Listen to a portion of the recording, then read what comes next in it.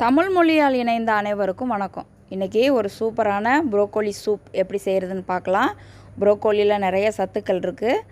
இதை நம்ம சேலடாவோ சூப்பாவோ செஞ்சு சாப்பிடும்போது இதோட சத்துக்கள் அப்படியே நமக்கு கிடைக்கிது.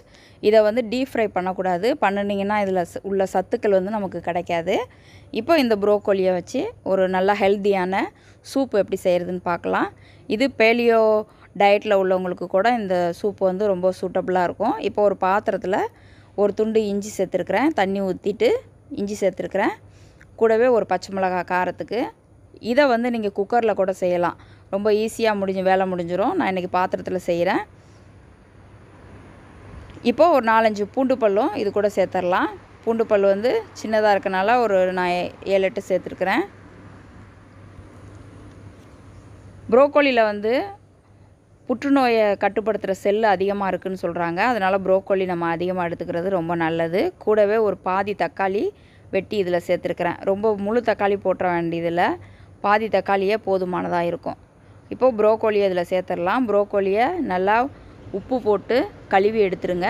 உப்பு மஞ்சத்தூள் போட்டு கழுவி எடுத்துடலாம். நம்ம நார்மலாக காலிஃப்ளவர்லாம் க்ளீன் பண்ணுற மாதிரி க்ளீன் பண்ணிடுங்க. ஆனால் வெந்நீரில் போட்டு எடுக்கக்கூடாது. வெந்நீரில் போட்டு எடுத்தோம்னா இதோட சத்துக்கள் எல்லாம் போயிடும்.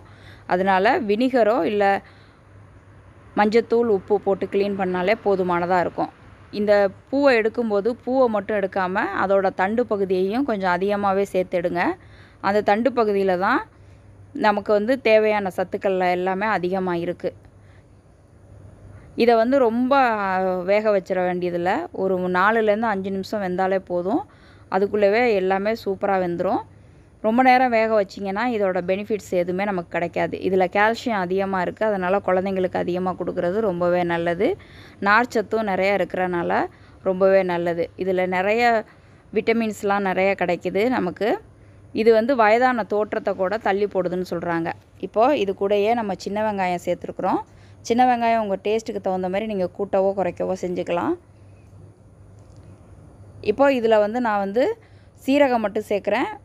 மிளகு சேர்க்கலை. உங்களுக்கு மிளகோட காரம் வேணும் அப்படின்னாக்கா நீங்கள் மிளகோட காரம் சேர்த்துக்கலாம். இப்போ இதெல்லாம் வெந்துக்கிட்டு இருக்கும்போதே நான் சீரகம் 1 ஸ்பூன் சேர்த்துக்கிறேன். சீரகத்தை சேர்த்து செய்யும்போது ஃப்ளேவர் ரொம்ப நல்லாயிருக்கும். இப்போ தேவையான அளவு நம்ம உப்பும் சேர்த்துடலாம். இது எல்லாமே வெந்துருச்சு. வெந்ததுக்கப்புறம் நம்ம மிக்சியில் போட்டு அரைச்சி எடுத்துக்க போகிறோம். ப்ரோக்கோலி ரொம்பவே நல்லது உடம்புக்கு. வெயிட் லாஸ் பண்ணுறவங்க இந்த ப்ரோக்கோலியை சாப்பிட்டாங்கனாக்கா இதில் உள்ள சத்துக்கள் எல்லாமே போதுமானதாக இருக்கும்.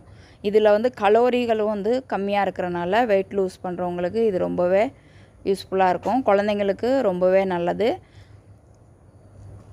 இப்போ தேவையான அளவு நம்ம உப்பும் போட்டாச்சு. உப்பு போட்டு நல்லா வேக வச்சாச்சு. இது எல்லாமே நல்லா வெந்துக்கிட்டு இருக்குது. இப்போது நம்ம வெந்து முடித்ததுக்கப்புறம் மிக்ஸி ஜாருக்கு நம்ம மாற்றிக்கலாம். இதில் உள்ள தண்ணியை தனியாக எடுத்துகிட்டு இதில் உள்ள பூ மற்ற வெங்காயம் இதெல்லாம் எடுத்து மிக்ஸி ஜாரில் சேர்த்துட்டு நம்ம நல்லா அரைச்சி எடுத்துடலாம். இதில் தேவைப்படுறவங்க பால் கூட சேர்த்து வேக வைக்கலாம். நான் இன்றைக்கி பாலெல்லாம் சேர்க்கலை. இது பேலியோ ரெசிபிங்கிறனால நான் பட்டர் சேர்க்க போகிறேன். இப்போ இந்த பச்சை மிளகா உங்களுக்கு காரம் அதிகமாக வேணும்னா அந்த பச்சை மிளகாவையும் சேர்த்து அரைச்சிக்கோங்க. உங்களுக்கு காரம் வேண்டாம் அப்படின்னாக்கா இந்த இஞ்சோட காரம் மட்டுமே போதும். பச்சை மிளகாவை எடுத்துகிட்டு நீங்கள் அரைச்சிக்கலாம். இப்போ ஒரு பாத்திரம் நல்லா சூடாக இருக்குது. சூடாக இருக்கிற பாத்திரத்தில் நம்ம அரைச்சி வச்சுருக்கிற ப்ரோக்கோலி சூப்பை அதில் ஊற்றிடலாம். ஊற்றிட்டு 1 ஸ்பூன் பட்டர் சேர்த்துடலாம். பட்டர் சேர்த்து செய்யும்போது ரொம்ப ரிச்சான க்ரீமியான டேஸ்ட்டில் ரொம்ப சூப்பராக இருக்கும். டேஸ்ட் பார்த்திங்கன்னா ரொம்பவே பிரமாதமாக இருக்கும். அவ்வளோ சூப்பராக இருக்கும் இந்த ரெசிபி.